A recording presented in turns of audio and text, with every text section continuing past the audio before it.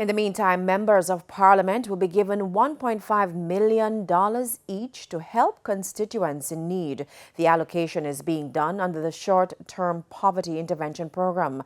Labour and Social Security Minister Carl Samuda said the money is being made immediately available to minimize the hardships being faced by Jamaicans.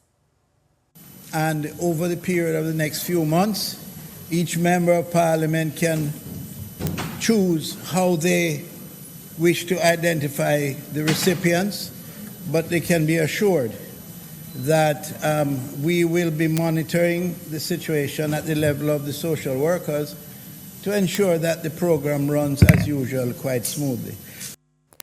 In the meantime, Jamaicans who, quote, run off while on overseas employment programs are putting the program at risk. Mr. Samuda cautioned MPs to carefully assess recommended candidates. One of the major considerations that the examiners are going to be looking for is this question of the increasing incidence of AWOL that is taking place.